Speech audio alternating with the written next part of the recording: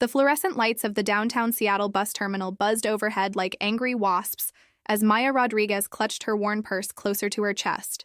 The digital clock above the departure board read 11:47 p.m., and the last bus to Ballard wouldn't arrive for another 13 minutes. Her feet ached in her sensible black flats, the same shoes she'd worn for a double shift at Sacred Heart Hospital, where she worked as a certified nursing assistant. Maya's reflection stared back at her from the grimy terminal windows, dark circles under brown eyes that had once sparkled with dreams, black hair pulled back in a practical ponytail, scrubs that had seen better days. At 28, she looked older, worn down by the relentless grind of single motherhood and working 2 jobs to make ends meet. Her phone buzzed. A text from Mrs. Chen, her elderly neighbor who watched 7-year-old Emma when Maya worked nights. Emma asleep. "Don't worry about picking her up too early tomorrow. Get some rest, mija." Maya smiled despite her exhaustion. Mrs. Chen was one of the few bright spots in her life, a grandmother figure who never judged and always helped when she could. Without her, Maya didn't know how she'd manage to keep her head above water. The bus finally wheezed to a stop outside, its doors opening with a pneumatic hiss. Maya shuffled forward with the small crowd of late-night commuters, hospital workers like herself, security guards ending their shifts, and a few people who simply had nowhere else to go. The driver, a middle-aged black man with kind eyes, nodded as she climbed aboard. "Another long one?" he asked, recognizing her as a regular passenger. "Double shift," Maya confirmed, fishing exact change from her purse. "Thanks for asking, Jerome." The bus was mostly empty, which was a small mercy.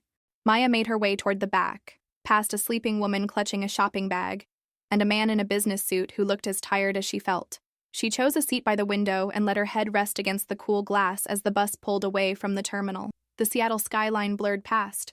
The Space Needle lit up against the night sky, the glowing windows of downtown high-rises where people worked jobs that paid in a month what she made in a year. Maya tried not to think about the stack of bills on her kitchen table, the notice from Emma's school about the upcoming field trip she couldn't afford, or the weird noise her ancient Honda Civic had started making. As the bus swayed gently through the city streets, Maya's eyelids grew heavy. She'd been awake for nearly 20 hours, and her body was beginning to shut down whether she wanted it to or not.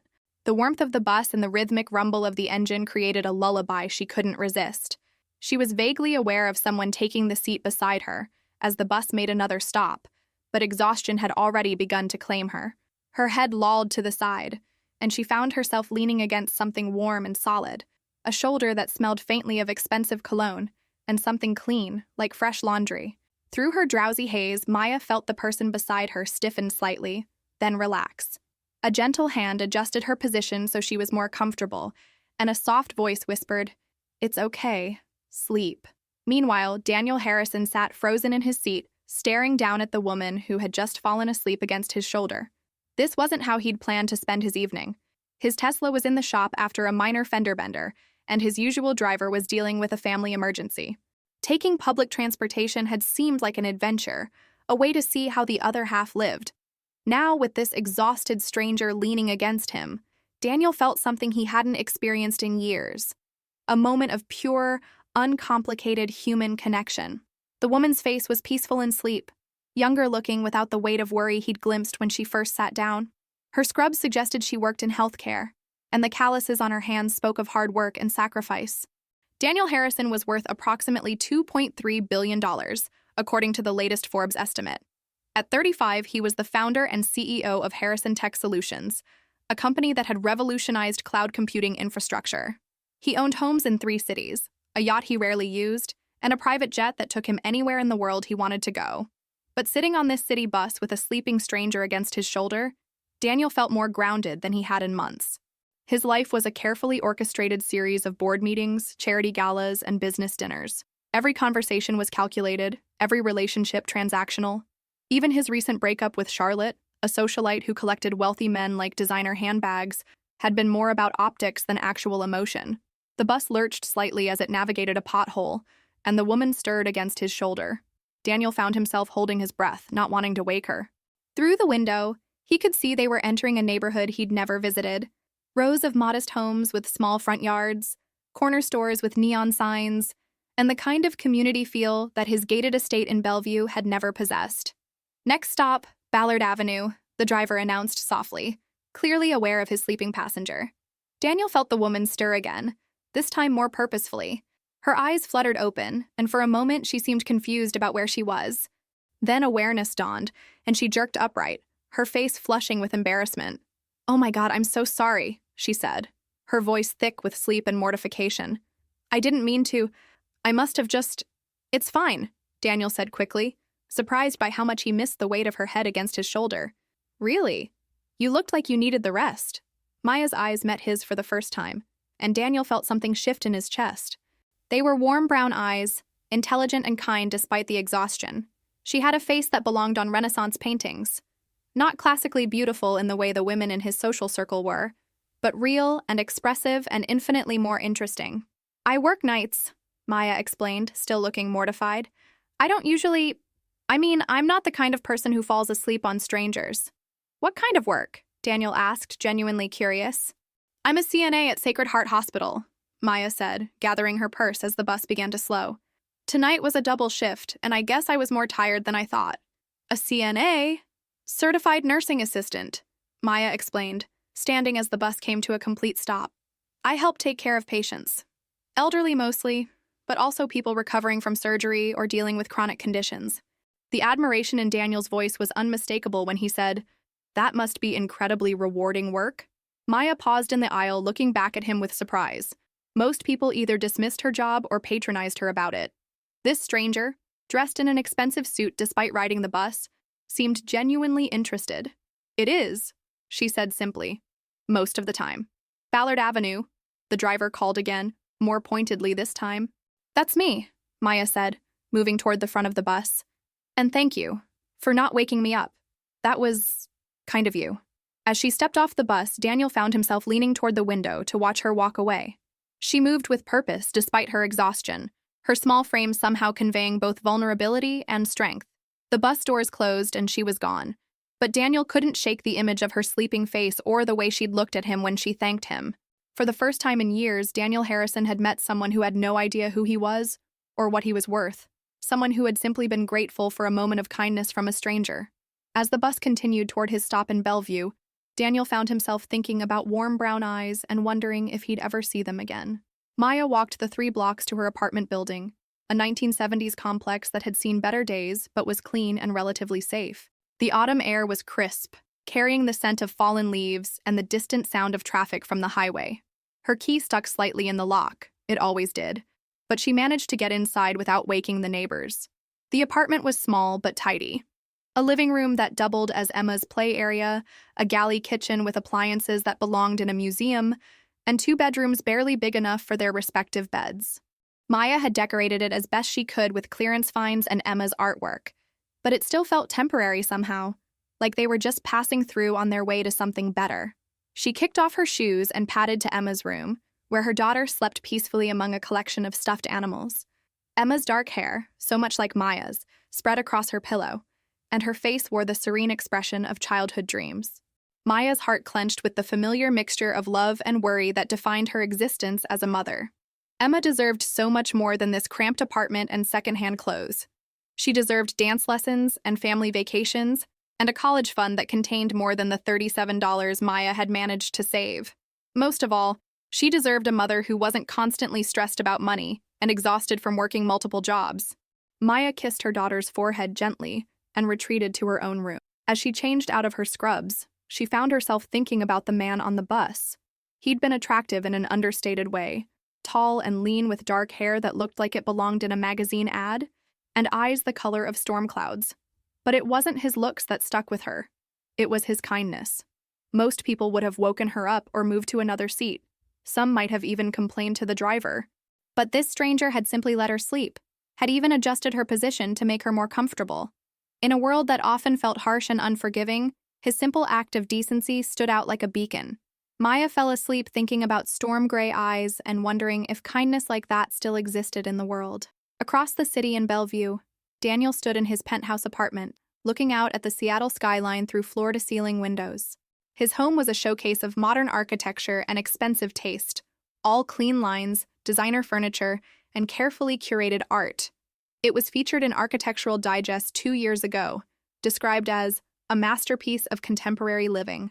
But tonight, it felt hollow. The silence was deafening after the ambient noise of the bus, and the space felt too large, too empty. Daniel found himself thinking about the small woman with tired eyes who had fallen asleep against his shoulder.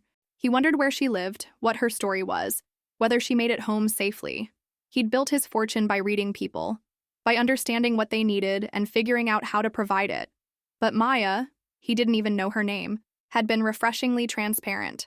No hidden agendas, no calculated moves, just exhaustion and gratitude and an honesty that had caught him completely off guard. Daniel's assistant had left his schedule for tomorrow on his desk. A breakfast meeting with potential investors, a conference call with the London office, lunch with the mayor about a new tech initiative, and a charity dinner where he'd be expected to write a large check and make small talk with Seattle's elite. For the first time in his career, Daniel found himself wanting to cancel everything and take the bus again instead. As the city lights twinkled below, Daniel Harrison fell asleep thinking about warm brown eyes and wondering if he'd ever find his way back to that moment of unexpected connection. 3 days later, Maya stood in the pediatric wing of Sacred Heart Hospital, trying to coax a smile out of 8-year-old Tyler, who was recovering from emergency appendix surgery. Tyler had been in the hospital for 5 days, and his cheerful demeanor was starting to crack under the strain of being away from home and school. "I bet you're missing your friends," Maya said, adjusting his blankets and checking his IV line. The late morning sun streamed through the windows, casting warm patterns across the linoleum floor.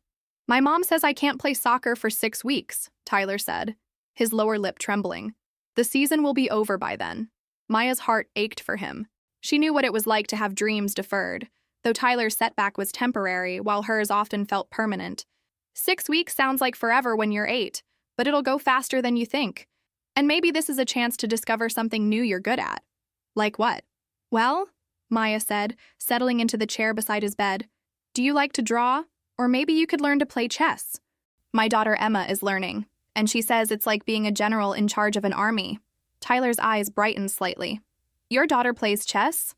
"She's 7, just a year younger than you.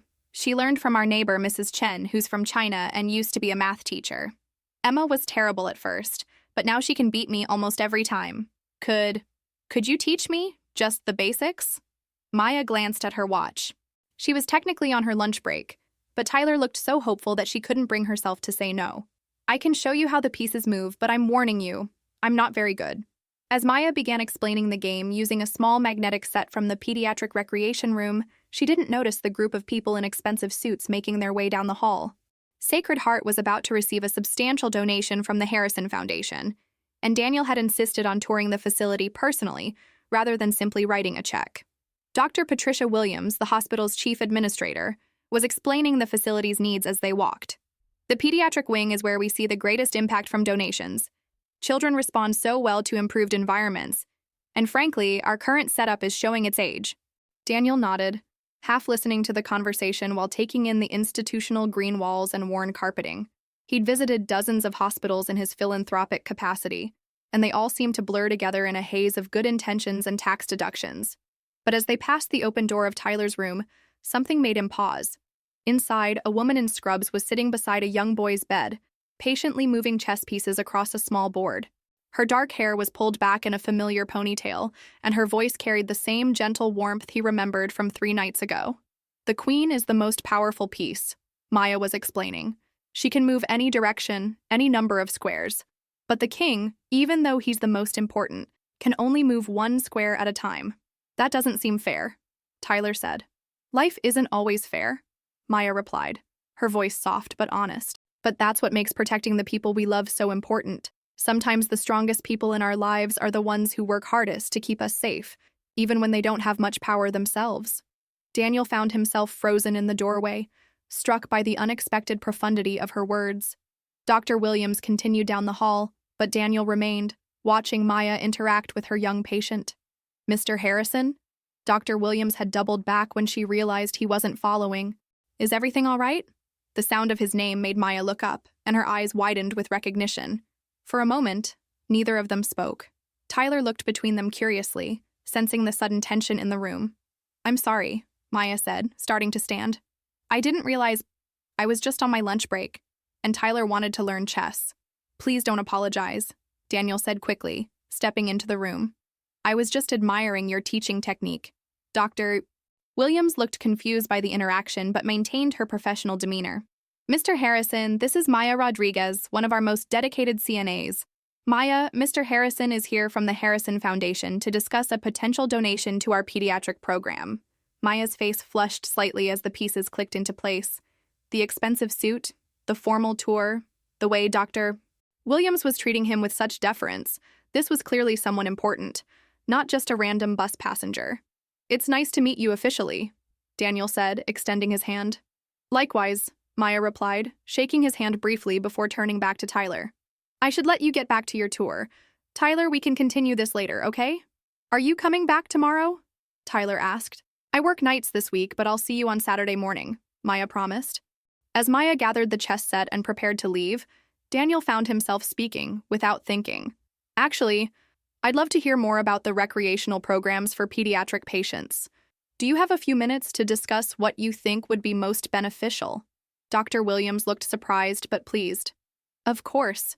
Maya has been here for 4 years and works closely with our young patients. Maya, would you mind?" Maya glanced between them, clearly uncomfortable with the attention. "I'm not sure what I could tell you that Dr. Williams can't."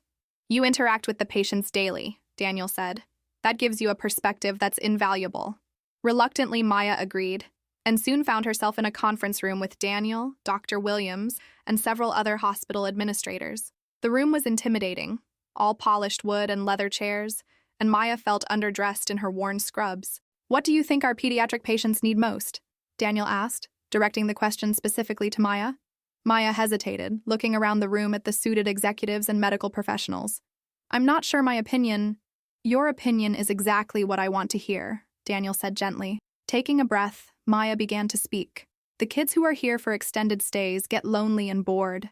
They miss their friends, their schools, their normal routines. What they need most is a sense of normalcy and connection. The chess set I was using with Tyler? It's the only one we have, and it's missing pieces. The art supplies are limited, and most of the books in the library are outdated." As Maya continued talking, her initial nervousness faded, replaced by passionate advocacy for her patients. She spoke about the teenager who'd been in the burn unit for 2 months and desperately wanted to keep up with his high school classes. About the little girl with leukemia who loved to paint but had to share supplies with dozens of other children. "What would make the biggest difference?" Daniel asked. "Honestly, a dedicated recreation therapist, someone whose only job is to help these kids stay kids, even while they're dealing with serious medical issues. Right now, we all try to help when we can, but we're usually focused on medical care. These children need someone whose primary concern is their emotional and psychological well-being." Daniel made notes on his phone as Maya spoke, impressed by her thoughtfulness and genuine concern for the patients. Dr. Williams was nodding along, clearly pleased with Maya's presentation. "That's an excellent point," Dr. Williams said. "We've discussed hiring a recreational therapist but haven't had the funding." "Consider it done," Daniel said. "The Harrison Foundation will fund a full-time recreational therapy position, plus supplies and equipment for pediatric activities." The room erupted in pleased murmurs and thanks, but Daniel's attention was focused on Maya's reaction. She looked stunned, as if she couldn't quite believe what had just happened. That's incredible," Maya said. "The kids are going to be so excited." "This was your idea," Daniel said. "You should be proud." After the meeting, Maya found herself walking toward the elevator with Daniel, while Dr. Williams handled the paperwork with the foundation representatives. "I can't believe you're actually going to hire a recreational therapist," Maya said. "Do you know how much that's going to mean to these kids?" "It was a good suggestion," Daniel said. "You clearly care about them a great deal." They reached the elevator, and Maya pressed the button for the ground floor. "Are you going down?" "Actually, yes," Daniel said, though he hadn't planned to leave yet. As the elevator descended, Maya couldn't contain her curiosity any longer. "Can I ask you something?" "Of course. Why were you on the bus the other night? I mean, no offense, but you don't seem like the public transportation type." Daniel laughed, the sound echoing in the small elevator. "My car was in the shop, and my driver was dealing with a family emergency. I thought it might be interesting to see how the other half lives." "And? Was it interesting?" Daniel looked at her seriously. "More than I expected." The elevator doors opened, and they walked through the lobby together.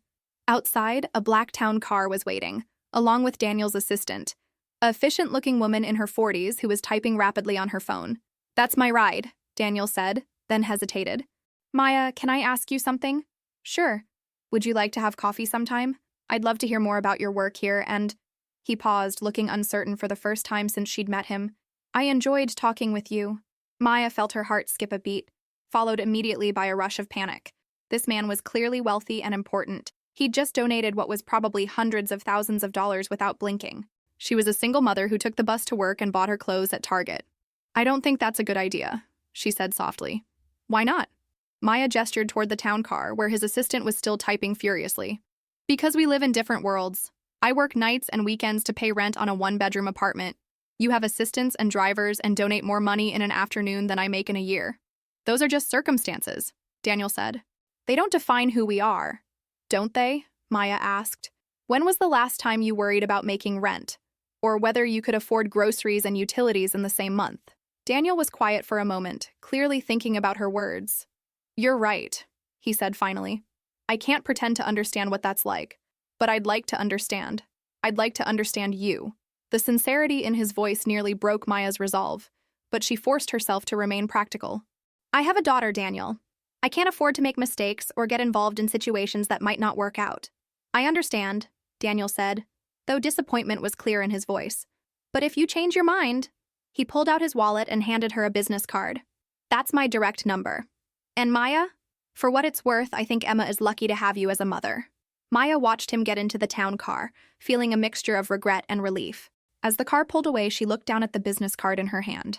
Daniel Harrison, CEO, Harrison Tech Solutions. That evening, Maya picked up Emma from Mrs. Chen's apartment and walked home through the crisp autumn air. Emma chattered about her day at school, a math test she'd aced, and a new book she'd started reading. Mama, why do you look sad? Emma asked as they climbed the stairs to their apartment. I'm not sad, Mija. Just thinking. About work? Something like that? That night, after Emma was asleep, Maya sat at her kitchen table with Daniel's business card in front of her. She'd Googled him on her phone and learned that he was worth billions, not millions. Harrison Tech Solutions was a major player in the tech industry, and Daniel himself was regularly featured in business magazines and society pages. Looking at photos of him at charity galas and business events, Maya felt the gulf between their worlds expand even further. These were people who attended $1,000 a plate dinners and summered in the Hamptons. She was a woman who clipped coupons and shopped clearance racks. But despite the logical arguments against it, Maya couldn't forget the kindness in his eyes when he'd let her sleep on his shoulder, or the way he'd listened, really listened, when she talked about the pediatric patients. There had been something genuine about him, something that transcended the expensive suits and town cars. Maya picked up the business card, then put it down again. Some bridges weren't meant to be crossed, no matter how appealing the other side might look.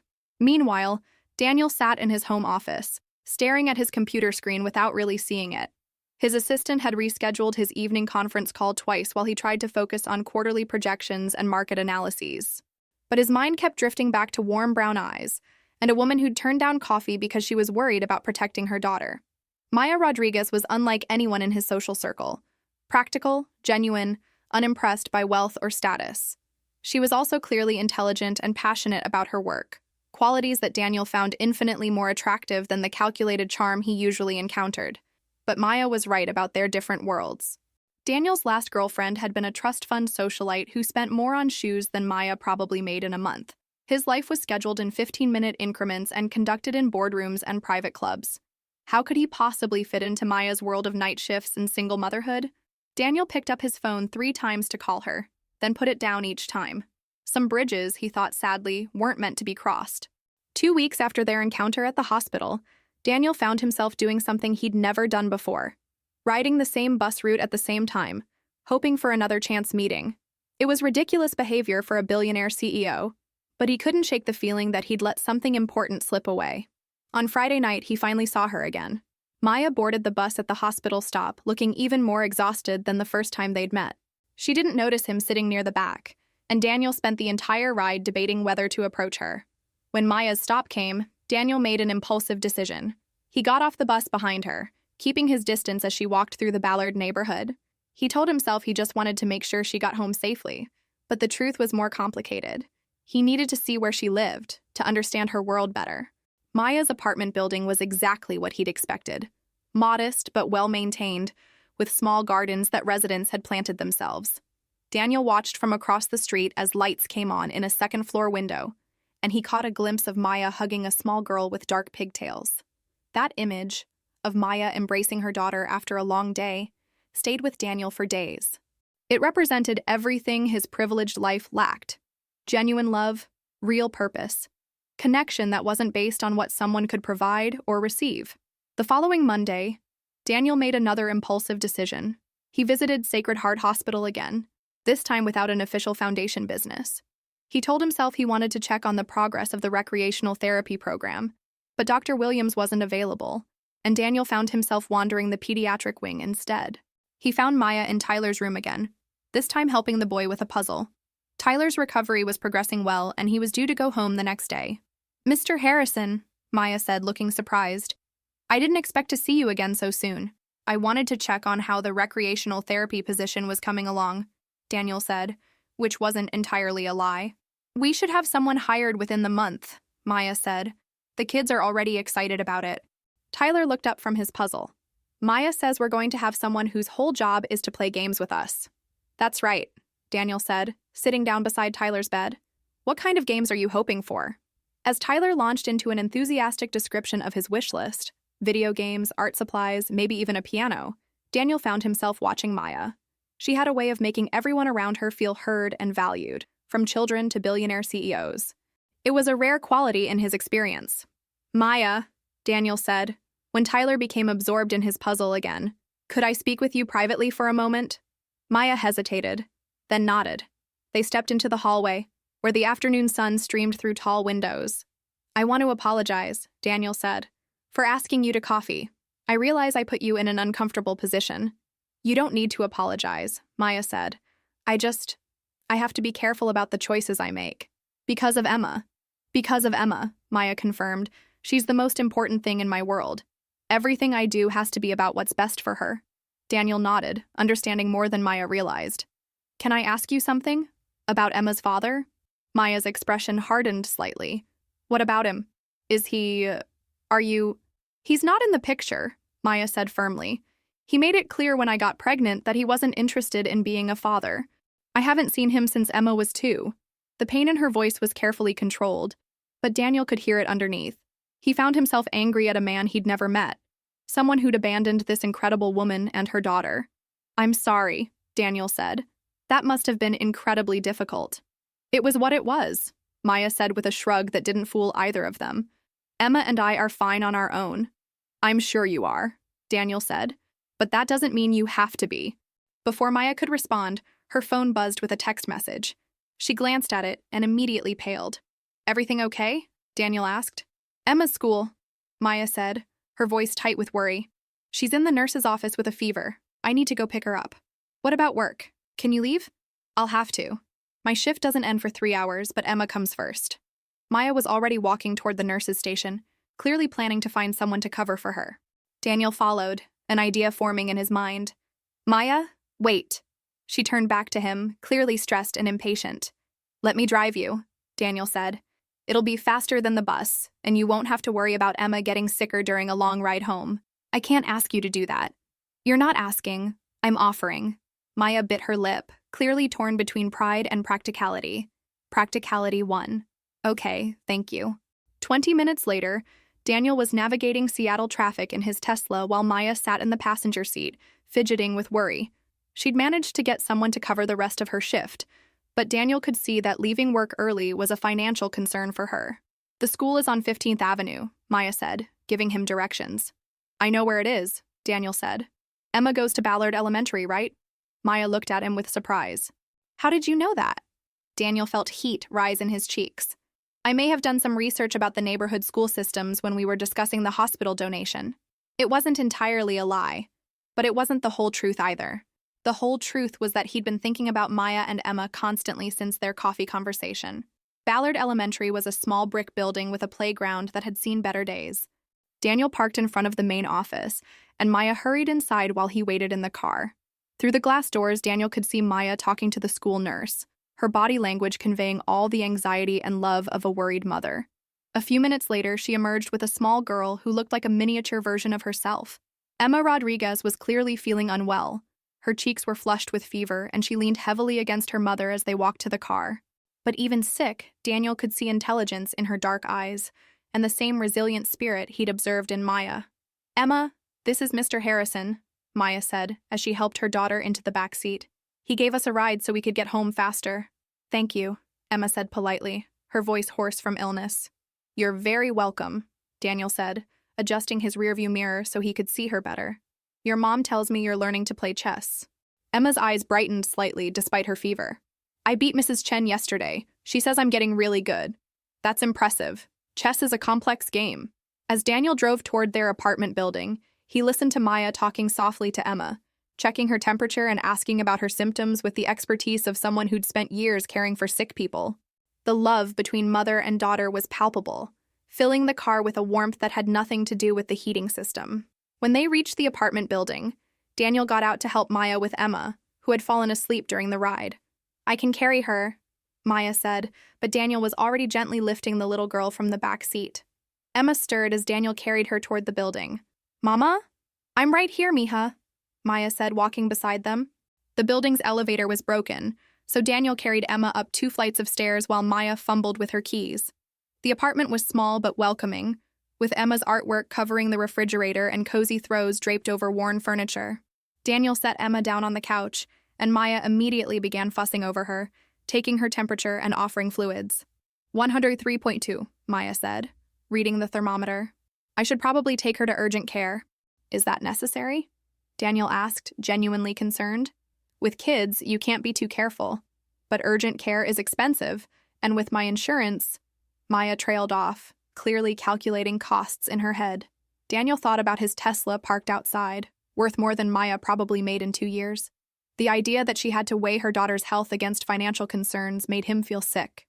"Let me take you to urgent care," Daniel said.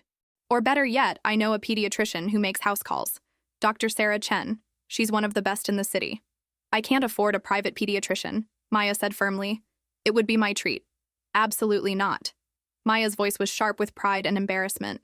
"I appreciate the offer, but I can take care of my own daughter." Daniel realized he'd overstepped, letting his desire to help override Maya's need for independence. "Of course you can. I'm sorry. I know you're trying to help," Maya said, her voice softening. "But Emma and I have been managing on our own for 7 years. We're okay."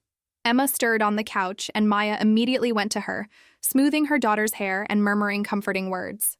Daniel felt like an intruder in their intimate moment, a wealthy outsider who didn't understand the delicate balance of their lives. "I should go," Daniel said. "Let you take care of Emma." Maya walked him to the door, and for a moment they stood in the small entryway, not quite sure how to say goodbye. "Thank you," Maya said finally, "for the ride. It really did help. I'm glad I could help. Even a little."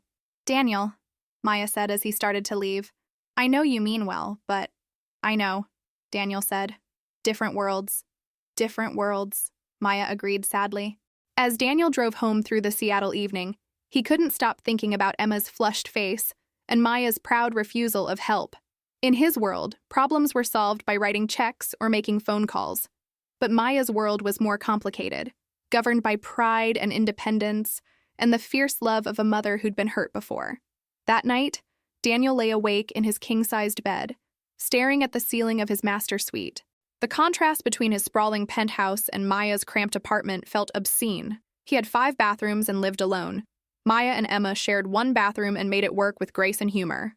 For the first time in his adult life, Daniel questioned whether having everything meant anything at all. Meanwhile, Maya sat in a plastic chair in the urgent care waiting room with Emma sleeping fitfully in her lap. The visit would cost $200 even with insurance, money she'd planned to spend on Emma's winter coat. But her daughter's health was worth any sacrifice. As they waited to see the doctor, Maya thought about Daniel's kind offer to pay for a private pediatrician. Part of her had wanted to say yes, to accept help from someone who could afford to give it without thinking twice. But that way lay danger. The danger of depending on someone who might disappear just as suddenly as he'd appeared. Emma had already lost one father figure. Maya wouldn't risk letting her daughter get attached to another man who might decide their complicated lives weren't worth the trouble. Some bridges, Maya reminded herself again, weren't meant to be crossed, no matter how beautiful the view from the other side might be. Dr. Martinez diagnosed Emma with a viral infection that would run its course in a few days. As they took a cab home, another expense Maya couldn't afford but couldn't avoid, Emma asked the question Maya had been dreading. Mama, was that man nice to us because he likes you? Maya looked down at her daughter's wise 7-year-old eyes. What makes you ask that? He looked at you the way Prince Philip looks at Princess Aurora in Sleeping Beauty. Emma, I liked him, Emma said simply. He carried me up the stairs even though I'm heavy. You're not heavy, mija. But I liked that he was gentle, and he knew about chess. Maya's heart clenched. Emma so rarely encountered positive male role models. Her school teachers were mostly women, and their neighborhood wasn't exactly full of father figures. The fact that Emma had noticed Daniel's kindness only made Maya more determined to keep her distance. Sometimes people are just nice, Maya said carefully. It doesn't mean anything more than that. But as they climbed the stairs to their apartment, the elevator was still broken. Maya found herself wishing that sometimes nice could mean something more, even when different worlds made it impossible. Emma's fever broke 2 days later, but the experience had changed something fundamental between Maya and Daniel. Maya couldn't stop thinking about the way he'd carried her daughter so gently, or the genuine concern in his eyes when Emma was sick. Daniel, meanwhile, found himself researching pediatric care and single mother statistics with the obsessive focus he usually reserved for business ventures. On Thursday evening, Maya received an unexpected phone call at work. Dr. Williams wanted to see her in her office during her break, which was unusual and slightly concerning. Maya found herself wondering if someone had complained about her bringing Daniel to Tyler's room, or if there had been some issue with her request to leave early for Emma's illness. Maya, please sit down, Dr. Williams said when Maya knocked on her office door. I have some interesting news. Maya perched on the edge of the chair across from Dr. Williams's desk, her mind racing through possible scenarios. I've been contacted by the Harrison Foundation about an unusual request, Dr. Williams continued. It seems Mr. Harrison was impressed by your insights during his visit, and he's asked if you'd be interested in consulting on the recreational therapy program implementation. Consulting? Maya repeated, confused. They'd like you to help interview candidates for the recreational therapist position and provide input on program development. It would be paid consulting work, of course. Quite well paid, actually. Maya felt her cheeks flush. Dr. Williams, I appreciate the opportunity, but I'm not qualified to... Mr. Harrison specifically requested you, Dr. Williams interrupted. He said your perspective as someone who works directly with pediatric patients would be invaluable. The foundation is offering $200 an hour for approximately 10 hours of consulting work. Maya's breath caught.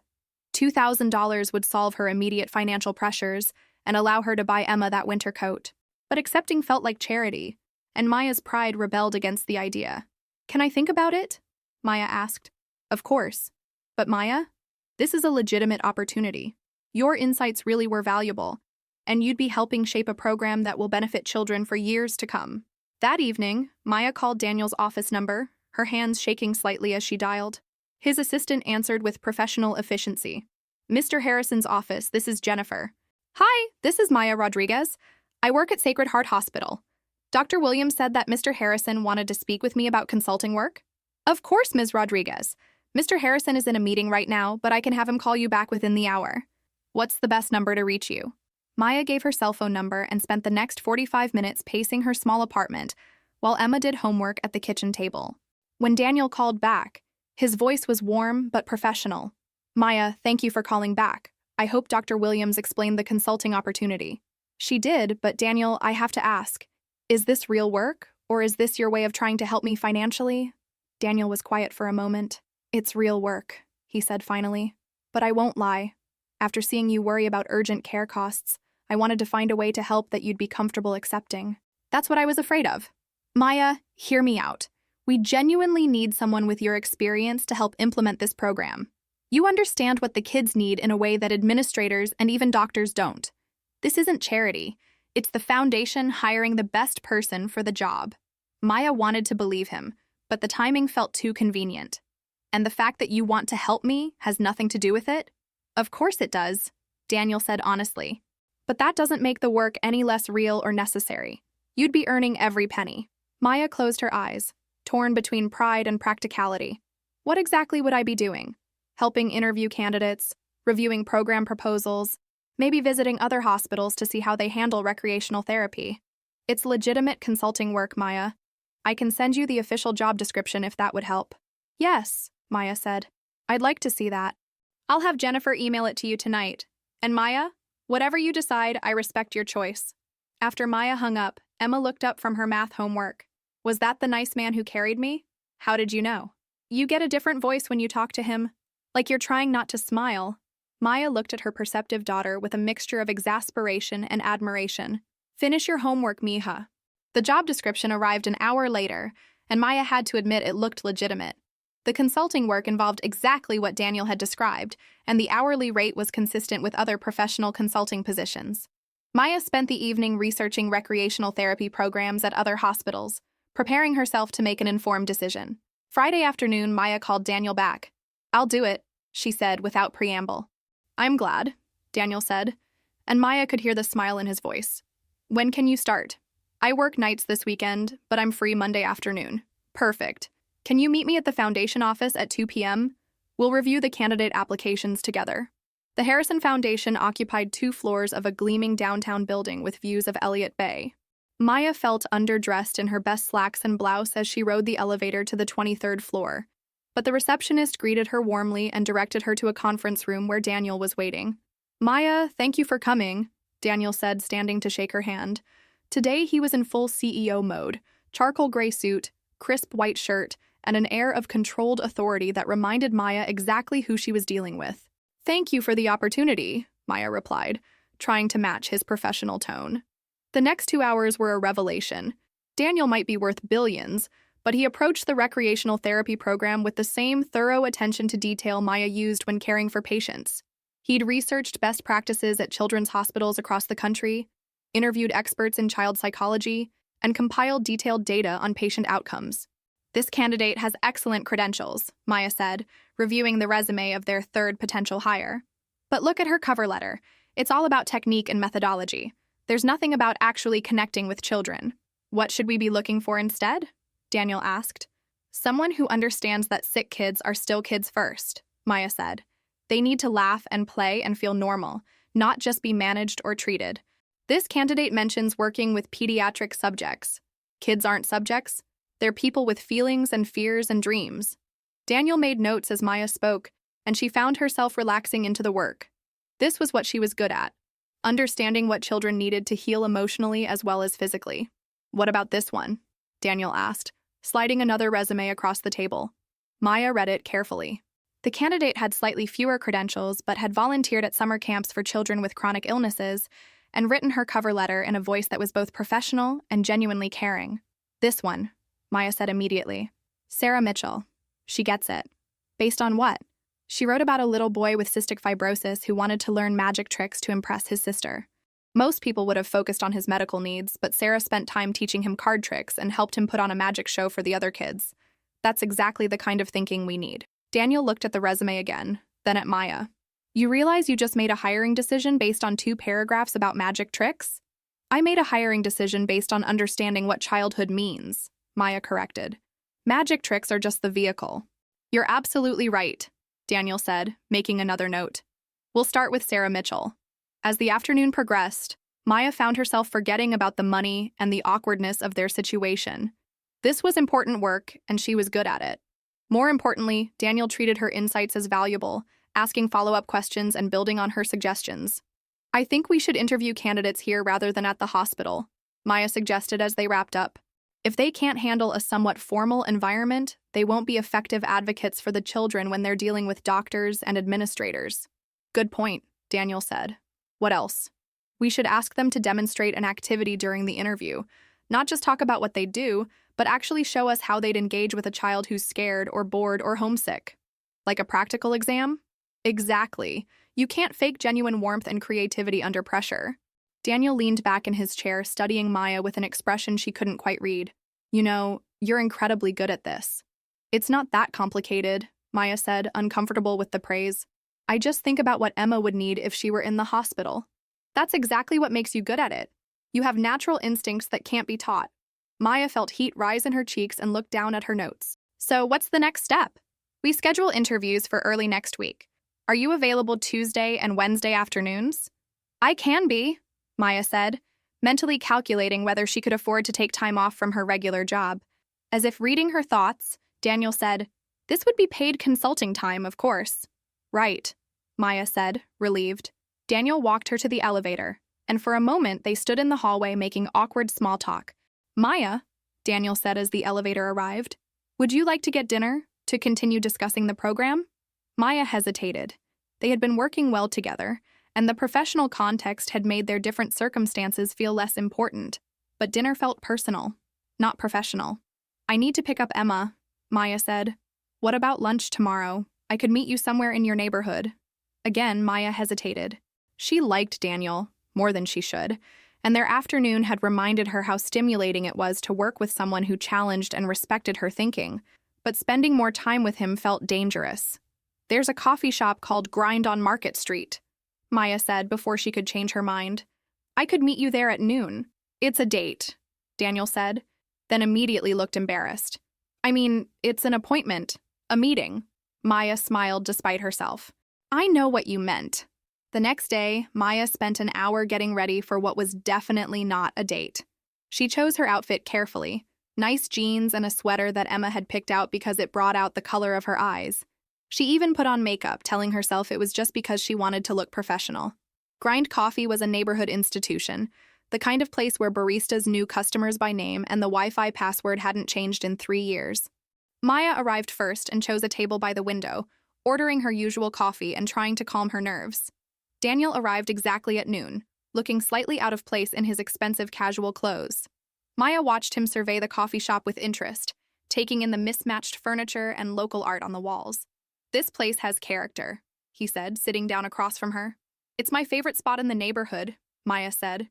"Emma and I come here sometimes on Saturday mornings. She gets hot chocolate and works on homework while I grade nursing assignments from my CNA recertification classes." "You're taking additional classes?" "When I can afford them. I'd like to become a registered nurse eventually, maybe specialize in pediatrics." Daniel looked impressed. "That's a significant undertaking while working full-time and raising Emma." "It's slow going," Maya admitted. "I can only take one class at a time, and sometimes I have to take breaks when money gets tight. But Emma won't be little forever, and I want to build a better life for both of us." "What's stopping you from taking more classes?" Maya gave him a look that suggested the answer was obvious. Money, time, childcare, the usual things that stop single mothers from pursuing their dreams. Daniel was quiet for a moment, and Maya could see him processing information. She recognized the expression from their consulting work. He was identifying a problem and formulating solutions. "Don't," Maya said. "Don't what?" "Don't start thinking about how to fix my life. I can see the wheels turning." Daniel had the grace to look embarrassed. "Sorry, it's a habit." "I'm sure it is. You're probably used to solving problems by throwing money at them." "That's not fair," Daniel said, though not angrily. Maya sighed. "You're right. I'm sorry. It's just, I've worked very hard to build the life Emma and I have. It's not perfect, but it's ours. I don't want to be anyone's charity project." "Is that how you see yourself? As a charity project? Isn't that how you see me? Poor single mother who needs rescuing by the wealthy businessman?" Daniel leaned forward, his expression serious. "Is that really what you think? That I see you as some kind of project? Don't you?" "Maya, I see you as one of the most capable, intelligent, dedicated people I've ever met. You're raising an incredible daughter while working demanding jobs and pursuing your education. You advocate for patients who can't advocate for themselves, and you do it all with grace and humor. The last thing I see when I look at you is someone who needs rescuing." Maya felt her defensive walls wavering. "Then what do you see?" "I see someone I admire," Daniel said quietly. "Someone I'd like to get to know better if you'd let me." The honesty in his voice caught Maya off guard. She'd been prepared for condescension or pity, not genuine respect and interest. "Daniel," Maya said carefully, "what exactly are you asking?" "I'm asking if you'd be willing to try being friends, real friends, not just professional colleagues." "Friends?" Maya repeated. "Friends. People who enjoy each other's company and want to spend time together. People who care about each other's lives and support each other when things get tough." Maya studied his face, looking for signs of ulterior motives or hidden agendas. All she saw was sincerity and a vulnerability that surprised her. "I don't know how to be friends with someone like you," Maya said honestly. "Someone like me? Someone who lives in a different world. Someone who can solve problems with a phone call while I solve them with extra shifts and careful budgeting. Then maybe you can teach me how to live in your world," Daniel said. "And maybe I can show you that my world isn't as different as you think." Maya considered this, sipping her coffee while she thought. What would that look like? This friendship? I don't know, Daniel admitted. I've never had a friend like you either. Maybe we figure it out as we go. Something in his admission, the acknowledgement that this was new territory for both of them, made Maya's decision. Okay, she said. Friends.